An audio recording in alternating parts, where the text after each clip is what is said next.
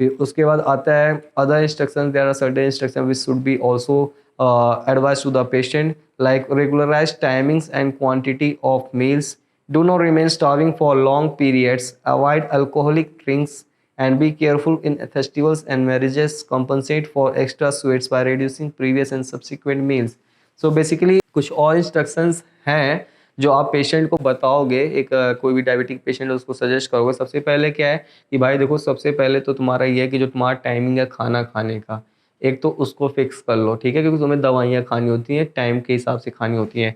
तो regularize the timing of the meals, also the quantity of the food he और she is taking. जो आप खाना खा रहे हो, कितना खा रहे हो, कितना ज़्यादा खा रहे हो, ज़्यादा खा रहे हो या कम खा रहे हो, कितना भी खा रहे हो, वो एक फिक्स्ड मील होना चाहिए, एक फिक्स डाइट होना चाहिए, एक बैलेंस डाइट होना चाहिए। ऐसा नहीं कि आप दबा के चावल खा रहे हो, दाल थोड़ा सा खा रहे हो और फिर उसके साथ में आप आम वगैरह भी लपेट रहे हो। तो ऐसा चीज़ नहीं होना चाहिए, आपको वही खाना है जो आपके डाइट में बताया गया है। दूसरी बात है, खाओ लिमिटेड क्वांटिटी में खाओ, उतना खाओ जितना आपकी बॉडी डाइजेस्ट कर सके, जितना आपकी बॉडी इसको यूटिलाइज कर सके और आपको एनर्जी प्रोवाइड कर सके, ठीक है। फिर do not remain starving for long periods. जो बहुत ज़्यादा डायबिटिक पेशेंट होते हैं जो इंसुलिन वगैरह पे, उनको तो भाई भूखा रहना ही नहीं है, क्योंकि इंसुलिन क्या करेगा ना कि झटका देता है इंसुलिन। अगर बहुत ज़्यादा हैवी डोज पे ले लेते हो ना, हैवी डोज ले लिया, तुमने मील स्किप किया ना, तो वहाँ पे क्या होता है, हाइपोग्लाइसीमिया कंडीशन डेवलप हो जाता है। बहुत बुरा हाल होगा, तुम सोते रह जाओगे, तुम्हें पता भी नहीं चलेगा तुम्हारे साथ हो क्या रहा है, ठीक है। तो हाइपोग्लाइसीमिया कंडीशन को प्रिवेंट करने के लिए आपको हमेशा क्या करना है, मील्स कभी भी स्किप नहीं करना है after the insulin dose. Also आपको विशेषकर ध्यान देना है कि अगर आप इंसुलिन पे हो तो आपका कभी भी मील स्किप ना हो, टाइम से आप खाना खा रहे हो। और भी क्या दिक्कतें हो सकती हैं चीज़ें हाइपोग्लाइसीमिया, हमने हाइपोग्लाइसीमिया का अलग कंटेंट बना रखा है, उसको भी आप जाके देखना, पढ़ना या थोड़ा सा पैसे खर्च करना, ठीक है। फिर अवॉइड अल्कोहलिक ड्रिंक्स, दारू वगैरह, तो बिल्कुल दारू बदनाम कर देगा तुम्हें अगर तुम पी रहे हो खींच के, ठीक है। तो दारू भी not, alcohols is strictly not advised for the diabetic patient because it will create problems. It will not cure the disease, but it will increase your problems and it will create a situation which will be like not curable or which can be create a क्या ही बोलूँ, मतलब दारू है, नाम लेके थोड़ा सा वही है, जवान लड़खड़ा जा रहा है। तो it should be avoided basically for the diabetic patient. बाकी डायबिटिक नहीं है, डायबिटीज़ नहीं है तो ले सकते हो आप, क्या दिक्कत है, कौन देख रहा है। फिर be careful in festivals and marriages, compensate for extra sweets. अभी यही है, त्यौहार है, होली आया, दिवाली आया, दबा के मिठाई खा ली, मिठाई खा ली तो खा ली, दोपहर का खाना छोड़ना पड़ेगा, ठीक है। तो compensate for the extra meals if you are taking any sweets and all. या फिर फेस्टिवल वगैरह में कहीं गया है, दोस्ती यारी में बहुत लोग होते हैं ना, अरे भैया खा लो एक से, क्या होता है, ऐसे ऐसे पड़ के मतलब एकदम मुंह तक ले आते हैं। तो अब जब मुंह तक ले आएंगे तो वहाँ पे तो भाई स्मेल या जो भी देख के ही हो ना पेट में आ जाता है, मतलब गुड़ गुड़ होता है। तो वहाँ पे कहता है, आप कहते हो कि चलो अब निगल ही लेते हैं, देखा जाएगा जो होगा आगे। तो अगर आपने गलती से ऐसे कोई किसी के बहकावे में आके कोई आपका दोस्त जो दुश्मन बन गया उस टाइम पे, जो आपको खिलाने की कोशिश कर रहा है, तो वहाँ पे अगर खा भी रहे हो तो खा लो, ठीक है। लेकिन अभी यही है ना कि अगला जो डाइट है, जो अगला मील है, आपको वहाँ पे उस चीज़ को कंपनसेट करना पड़ेगा। उस डाइट में आपको कुछ ऐसी चीज़ें खानी पड़ेंगी जिससे आपका लेवल मेंटेन रहे। लाइक उसका कंपनसेशन, जो आपने मिठाई खाया था, जो शुगर या जो भी रसगुल्ले, गुलाब जामुन या लड्डू वड्डू खाए थे ना, सब उस चीज़ का कंपनसेशन करने का मतलब सबकी भरपाई करनी पड़ेगी। तो बी केयरफुल इन फेस्टिवल। ऐसे दोस्तों से तो दूर रहो जो आपको खींच के जबरदस्ती आपके मुंह में दे दें मिठाई, उसको तो आपको अवॉइड करना है, ठीक है।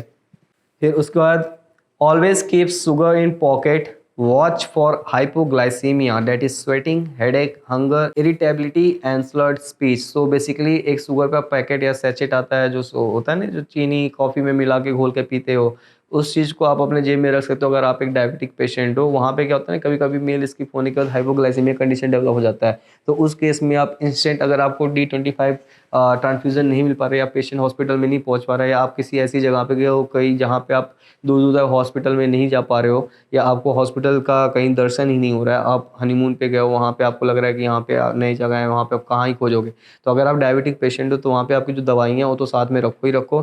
साथ में एक शुगर का पैकेट भी रखो कि अगर आपको लगता है कि आप हाइपोग्लाइसीमिया कंडीशन में जा रहे हो, जहाँ पे आपको सर दर्द, स्वेटिंग वगैरह हो रहा है, आपकी स्पीच वगैरह काफ़ी स्लर्ड हो रही है, आप ठीक से बोल नहीं पा रहे हो, आपको लग रहा है कि आप अनकॉन्शियस हो रहे हो, तो उस केस में आप चीनी का पैकेट जो है उसको फाड़ो, मुंह में डाल लो, खा लो सीधे, ठीक है। So keep address card in pocket mentioning that he is diabetic, and if found unconscious he should be taken immediately to the doctor and given 25% dextrose. So basically hypoglycaemia का मैनेजमेंट में वही आता है, 25% डेस्ट्रोज का इन्फ्यूजन होता है। अगर कोई पेशेंट है डायबिटिक है, ओल्ड एज है, सीनियर एज है, और हाइपरटेंशन भी उससे है, और भी बहुत सारी खतरनाक खतरनाक बीमारी हैं, और वो अपने आप पे कंट्रोल नहीं पा पा रहा है, तो उसके पास हमेशा एक नोट्स होना चाहिए अपनी बीमारियों का कि हम मुझे ये बीमारी है और रखिए मेरी ये दवाइयाँ हैं। अगर मैं कहीं पे बेहोश पाया जा रहा हूँ तो मुझे यहाँ पे पहुँचा दो, इस कॉन्टैक्ट नंबर पे फ़ोन कर दो, या इस डॉक्टर को फ़ोन कर दो, या इस हॉस्पिटल में पहुँचा दो, और वहाँ पे डॉक्टर को जाके उस पेशेंट के बारे में उसको इन्फॉर्म करना है, जो भी बंदा उसको पा रहा है कि इस पेशेंट को डायबिटीज़ का केस है, हाइपोग्लाइसीमिया का कंडीशन हो सकता है, इसलिए बेहोश हो गया। तो एक पर्चा अगर आप अपने पास रखते हो ना, तो इससे क्या होता है कि फ्यूचर में अगर senior citizen like young age में तो उतना दिक्कत नहीं है, लेकिन जो जो बेचारे बूढ़े हैं उनके लिए तो इतना बहुत चीज़ है, बहुत बड़ी चीज़ है ये। कभी-कभी वो भटक जाते हैं या कहीं जाके रोड वगैरह पे पड़े रहते हैं, तो वहाँ पे लोगों को कहते हैं समझ नहीं आता कि इंसान को क्या हुआ था, तो वहाँ पे कभी-कभी कह देते हैं ना कि हार्ट अटैक आया होगा, या कुछ हुआ होगा, या कैसे भी ऐसे मतलब चलते-चलते निपट गया, या सोते-सोते मर गया, पता नहीं ऐसी-ऐसी बातें बनती रहती हैं। तो वहाँ पे क्या होता है ना कि ओल्ड एज के केयर के लिए आप, अगर आपके घर में कोई सीनियर सिटीज़न है, तो आप उनको समझा सकते हो कि पापा, चाचा, दादा, मामा जो भी आपके एक्स-वाई-ज़ेड रिलेटिव हैं, ऐसा करो ना कि एक पर्चा मैं आपको लिख के दे रहा हूँ ना, इसको जेब में रखे रहना हमेशा, ठीक है? इमरजेंसी पर्चा है ये आपका। अगर आपको कोई ऐसा कंडीशन डेवलप होता है ना, तो वहाँ पे आपको हो सकता है इलाज की ज़रूरत पड़े, और वहाँ पे डॉक्टर की ज़रूरत पड़े, तो डॉक्टर के पास आप कैसे पहुँचोगे? पहुँचाने के लिए कोई तो चाहिए होगा, और लोगों को समझ में ही नहीं आएगा कि आपको हुआ क्या है, तो पहुँचोगे कैसे? तो इसलिए आप ये पर्चा हमेशा इमरजेंसी केयर के लिए अपने पास रखो साथ में, ठीक है? तो पहला तो एक शुगर सैचेट हो गया, दूसरा ये हो गया एक पर्चा जिसपे उसका डिस्क्रिप्शन, उसके बीमारियों का, उसके दवाइयों का, और उसका डॉक्टर कोई पर्सनल उसका कॉन्टैक्ट नंबर, और प्लस उसको मेंशन होना चाहिए कि हाँ, मेरे को ये बीमारियाँ हैं, सो दैट इमरजेंसी में अगर वो पहुँच रहे तो उसका केयर हो सके, उसका मैनेजमेंट हो सके, रादर देन सोचते ही बीत जाता है समय कि भाई इसको हुआ क्या था, सो क्यों रहा है, या पड़ा क्यों है, या कैसे ये निपट गया, क्या कॉज़ ऑफ डेथ क्या है। बहुत लोग तो लिख देते हैं unknown cause of death. Unknown भाई किसी डेथ का कोई भी अननोन कॉज़ नहीं होता। हर एक को डेथ का कॉज़ होता है, बस ये होता है पता चल जाए तो ठीक है, नहीं पता चले तो फिर अननोन कॉज़ ऑफ डेथ हो गया, ठीक है। तो अननोन कॉज़ ऑफ डेथ नहीं लिखना है, या लिख सकते हो भाई, डिपेंड करता है, तुम्हारी मर्ज़ी है, तुम प्रैक्टिस करो, कहीं पे प्रैक्टिस करो, मुझे क्या। लेकिन डिपेंड करता है कहाँ पे क्या कौन-सा पेशेंट है, कैसे सस्पेक्टेड है, किस चीज़ का सस्पेक्टेड है, क्या मैनेजमेंट देना है, ये सब चीज़ें हमेशा ध्यान रखनी चाहिए, ठीक है। फिर उसके बाद आता है care of the feet. Like हमने कॉम्प्लिकेशंस में डिस्कस किया था, डायबिटिक फुट जैसा कुछ होता है जहाँ पे एम्पुटेशन मतलब काटना, मतलब अगर लोअर लिम्ब में कहीं गैंग्रीन वगैरह डेवलप हो गया, तो वहाँ पे डायबिटिक फुट की वजह से उस पैर के उस हिस्से को काटना पड़ सकता है, ठीक है। तो वहाँ पे सर्जरी रिक्वायरमेंट होती है, वहाँ पे आपका पैर ही चला जाएगा। तो इसलिए अगर आप डायबिटिक पेशेंट हो तो आपको अपने फुट का ध्यान बहुत मतलब बहुत ही बारीकी से रखना पड़ेगा, और बहुत प्यार से अपने फुट का ख्याल रखना पड़ेगा, क्योंकि अगर आपको गलती से ऐसी कोई डायबिटिक फुट जैसी बीमारी हो गई ना, तो समझ लो आपका पैर गया, कटना ही कटना है उसका, ठीक है। तो wash the feet daily, dry them, inspect soles with a mirror, inspect their interdigital spaces, and then sprinkle lot of talcum powder. Avoid walking barefoot even at home. Wear soft cotton socks and canvas shoes. Avoid tight fitting shoes and cut nails very carefully and always after bath when they are soft. So basically पैरों को होता है ना कि बहुत एकदम कोमलता के साथ उसको संभाल के रखना है। जितना ख़्याल आप अपने शरीर के बाकी हिस्सों का कर रहे हो, उतना ही ख़्याल अपने फुट का भी करो। उसको बाकायदा साफ़ करके रखो, हमेशा साफ़ रखना है, कभी भी नंगे पाँव नहीं चलना है, क्योंकि गलती से अगर चोट वगैरह लग जाता है ना, तो डायबिटीज़ के केस में मैंने बताया नहीं था साइन एंड सिम्पटम्स की, जो वुंड होता है या कोई अगर कहते हैं घाव वगैरह होता है, बहुत समय लेता है भरने में, और घाव अगर नहीं भरेगा तो वो चीज़ें और सीरियस कॉम्प्लिकेशंस में डेवलप होंगी। और डायबिटीज़ के केस में क्या होता है ना कि अगर घाव नहीं भरेगा ना, तो वहाँ पे क्या होता है भाई, सड़ने लग जाता है, गैंग्रीन बनने लग जाता है, तो उसको काटना ही पड़ेगा चीज़ें वहाँ पे, ठीक है। तो फूड का केयर करना बहुत ज़्यादा, तो वहाँ पे जो भी इंटरडिजिटल स्पेस है, लाइक 2 उँगलियों के बीच में आप वहाँ पे पाउडर वगैरह भी डाल के उसको सॉफ्ट रख सकते हो। और फिर कॉटन सॉक्स वगैरह, और फिर बहुत जो हार्ड कहते हैं ना, बहुत टाइट फिटिंग शूज़ वगैरह नहीं पहनना है, क्योंकि टाइट फिटिंग शूज़ पहनोगे तो हमेशा खरोच वगैरह आएगा और चीज़ें खराब होंगी, पैर वगैरह में दिक्कत होंगी, तो वहाँ पे भी चीज़ें अवॉइड कर सकते हो। तो care of the food is very much important in the case of diabetic patient, ठीक है। तो this should be suggested by the doctor और the health professionals to the patient कि try to care your food and all this routine and all. Now the thing is follow up in diabetes. Like अभी आपके पास patient आ रहा है, उसको आपने दवाइयाँ दे के भेज दी, अभी वो 1 हफ्ते बाद फिर आ रहा है, या 10 दिन बाद फिर आ रहा है, या 3 दिन बाद फिर आ रहा है, तो आपको फॉलो अप में उससे क्या पूछना है, क्या समझना है, क्या चीज़ें जाननी चाहिए, क्या चीज़ें उससे पूछनी है, क्या इंक्वायरी करनी है। तो फॉलो अप में what to ask is history of episodes of sweating, dizziness, headache, hunger, suggesting hypoglycaemia. Like अगर ऐसा कोई ऐसा तो नहीं है कि मतलब कोई आपको पसीने आ रहे हों कभी, या बहुत ज़्यादा सर दर्द हो रहा हो, या बहुत ज़्यादा भूख लग रही हो, या बहुत ज़्यादा क्या कहते हैं पसीने चक्कर वगैरह आता हो। तो अगर ऐसे कोई सिम्टम्स पेशेंट कंप्लेंट बता रहा है ना, तो वहाँ पे आपको सस्पेक्ट कर सकते हो कि वहाँ पे पेशेंट को कभी ना कभी हाइपोग्लाइसीमिया कंडीशन डेवलप हुआ है। अब उसको रूल आउट करना है कि हाइपोग्लाइसीमिया क्यों डेवलप हो रहा है। कहीं पेशेंट मील तो स्किप नहीं कर रहा है, या कहीं ऐसा तो नहीं कि पेशेंट लापरवाही कर रहा है, दवाइयाँ नहीं खा रहा है, या इंसुलिन ले रहा है उसके बाद दवाई नहीं खा रहा है, या कुछ भी एक्स कोई भी रीज़न हो सकता है। तो उस चीज़ को क्लियर आउट करो, उस चीज़ को समझने की कोशिश करो। पेशेंट की हिस्ट्री लेना बहुत ज़्यादा इंपॉर्टेंट है। ऐसा नहीं कि पेशेंट फॉलोअप के लिए अच्छा ये दवाइयाँ खाए तो लो भैया ठीक है जाओ। उससे प्रॉपर हिस्ट्री लो, उससे पूछो क्या-क्या दिक्कतें इस बीच हुई हैं। ऐसा तो है सब कुछ चंगा था तो ठीक है, सब कुछ चंगा नहीं तो फिर क्या-क्या दिक्कतें हैं भाई बता दे तू अपने मुँह से। पसीने आ रहे थे, चक्कर आ रहे थे, क्या आ रहे थे, जो भी आ रहे थे तो बता दे। अगर ऐसे कोई सिम्पटम्स बता रहा है तो वहाँ पे सस्पेक्ट करो कि पेशेंट हो सकता है उसको हाइपोग्लाइसीमिया कंडीशन कहीं न कहीं, कभी न कभी डेवलप हुआ था। ठीक है? फिर secondly ask for frequency of urine and increase thirst. अगर पेशेंट कंप्लेन करे कि मेरे को भाई प्यास बहुत ज़्यादा लग रहा है, मेरे को बहुत ज़्यादा मूत्र आ रही है, मैं बार-बार भागा-भागा रात भर जाता रहता हूँ मूत्र विसर्जन करने, तो उस केस में भी पेशेंट को समझाना है, समझना है आपको भी कि हो सकता है हाइपरग्लाइसीमिया कंडीशन उसका मेंटेन्ड है, उसका डायबिटीज़ कंडीशन मेंटेन है, जो आप दवाइयाँ चला रहे हो वो आपको उतना ज़्यादा असरदार नहीं है। मतलब अगर पेशेंट अभी भी डायबिटीज़ का कंप्लेंट लेके बता रहा है, मतलब आपने जो दवाइयाँ खिलाई थी, उससे तो कम डोज़ की हो या उस पे इफेक्टिव नहीं हो रही हो, तो उस केस में भी आप सस्पेक्ट कर सकते हो या तो हाइपरग्लाइसीमिया कंडीशन, या पुअर कंट्रोल ऑफ डायबिटीज़, या जो poor control of the medication you have suggested. So this can be things should be noticed in case of a person of a diabetes if he is complaining of any headaches, sweatings, dizziness, and other than that if he is complaining of increased frequency of urine output or increased frequency of this thirst, so that can be condition of either hypoglycemia जो ऊपर बताया था, और नीचे जो बताया ये thirst और पेशाब वाला वो हाइपरग्लाइसीमिया कंडीशन सजेस्ट करता है। ठीक है? Also ask for any tingling sensation of the limbs. कोई और साथ में कोई प्रॉपर मतलब अदर देन दिस कोई बॉडी में और कोई दिक्कतें तो नहीं आ रही हैं, कहीं चोट वगैरह तो नहीं लगा, कोई घाव वगैरह तो नहीं लगा था, घाव लगा तो कितना दिन लग गया उसको हील होने में, कैसा है घाव चेक करो, इंस्पेक्ट करो। इफ़ देयर इज़ परसिस्टेंट कफ, कोई कफ वगैरह तो नहीं है कि पेशेंट को बहुत ज़्यादा खांसी वगैरह है, तो ट्यूबरकुलोसिस वगैरह भी हो सकता है, टीबी की बीमारी तो नहीं है। तो ये सब चीज़ें उसको मतलब प्रॉपर हिस्ट्री के बाद ही पता चलेगा। डायबिटीज़ के पेशेंट जो होते हैं ना, अगर उनको खांसी वगैरह डेवलप होने लग जाती है ना, बहुत दिन से खांसी से परेशान है, खांसी पे खांसी आ रही है, खांसी पे खांसी आ रही है, तो उस केस में क्या होता है ना कि वो पेशेंट को ट्यूबरकुलोसिस टीबी हो सकता है। तो उस पेशेंट को भी ये समझना चाहिए और उस पेशेंट को बताना चाहिए कि देखो भैया, अगर कुछ आपको खांसी वगैरह का दिक्कत बन रहा है, परेशान हो रहे हो, परसिस्टेंट कफ है, कितनी भी कफ सिरप पी ले रहे हो, आपको कुछ फ़ायदा नहीं मिल रहा है ना, तो एक बार टीबी का जाँच करा लो, रूल आउट, कहीं वो patient suspected of a TB तो नहीं है। ठीक है? So these are the questions which you can ask in the follow-up. Now moving forward, let us now discuss what are the investigation which we should recommend to the patient on the follow-up day.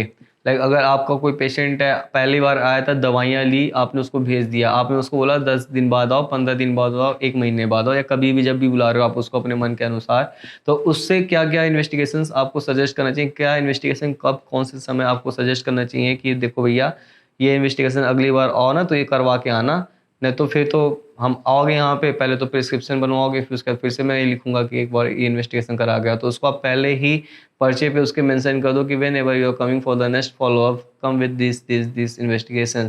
So what are the investigation which you should prescribe to the patient on which time, let us discuss all those things. So firstly, in a well-controlled diabetic, check urine sugar 2 hours after lunch once a week. Educate patients to do with Eurostrips at home. Educated patients may purchase a glucometer and do weekly sugar. And blood sugar fasting and postprandial once in 3 to 6 months would be suggested. Serum cholesterol and lipid profile once a year in elderly patients and once in 2 to 3 years in younger patients. If hyperlipidemia is detected, treat it vigorously.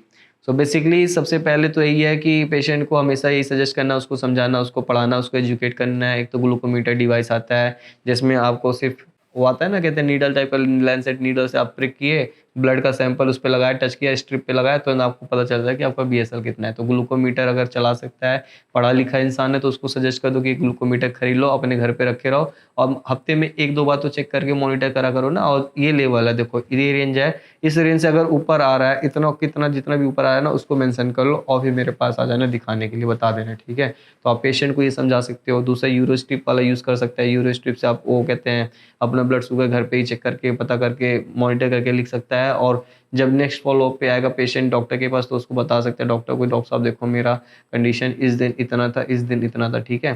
फिर तीसरा क्या है कि जब वो कहते हैं fasting और पोस्ट प्रेनेडियल टेस्ट जो होता है ना, ये हर 3 महीने पे तो करा लेना चाहिए। 3 से 6 महीने पे उस पेशेंट को आप सजेस्ट कर सकते हो कि देखो हर 3 से 6 महीने पे एक फास्टिंग और पोस्ट प्रेनेडियल टेस्ट करा के ही मेरे पास ला के एक बार दिखा के तसल्ली ले लेना कि सब कुछ खैरियत है कि नहीं है, सब सलामत है कि नहीं है।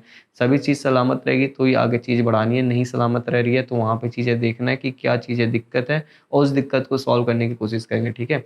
फिर serum cholesterol and lipid profile बहुत इंपॉर्टेंट टेस्ट है in case of senior people, senior citizen है, ओल्ड एज है, जिनको chances of developing cardiovascular diseases या heart related problems is more. उस केस में क्या कहते हैं, आप पेशेंट का 2 से 3 महीने पे सीरम कोलेस्ट्रॉल और लिपिड प्रोफाइल टेस्ट करा सकते हो, और उसके साथ अगर यंगर पेशेंट है तो हर दूसरे तीसरे साल पे कराएं, क्योंकि वहाँ पे ये सब चीज़ें अगर दिक्कतें होती है ना तो भाई हार्ट रिलेटेड प्रॉब्लम्स जो होता है ना बहुत खतरनाक होता है, जान ले जाता है, अच्छे अच्छे लोगों की जान ले सकता है। और जो ओल्ड एज हैं तो वैसे ही परेशान है, इतने ग्रस्त हैं, बीपी शुगर सब कुछ लेके परेशान, मतलब परेशानी ही परेशान है। तो वहाँ पे ये चीज़ मॉनिटर करके उस कंडीशंस को प्रिवेंट करने के लिए ये टेस्ट तो आप कराओ ही कराओ, ठीक है। सजेस्ट करो उसको कि सीरम कोलेस्ट्रॉल और लिपिड प्रोफाइल जब आना मेरे पास 2 से 3 महीने बाद तो ये चीज़ करा के लेना, ठीक है। और अगर 1 साल बाद आ रहे हो तो 1 साल बाद ये टेस्ट करा के लाना, बिना इसके मत आना। कभी कभी आपके दिमाग में आता है कि कुछ डॉक्टर होते हैं बहुत सारे प्रिस्क्रिप्शन लिखते हैं, अदर कुछ होते हैं जो बहुत ज़्यादा जांच वगैरह लिखते हैं। भाई जांच की ज़रूरत होती है depending upon the patient condition, depending upon the patient structure body, और वो कौन से डिसीज़ के साथ एसोसिएटेड है और उसको इसके अलावा और कौन कौन सी दिक्कतें परेशानी समस्या उसको परेशान कर रही हैं, ठीक है। तो हर एक चीज़ क्लियर होनी चाहिए।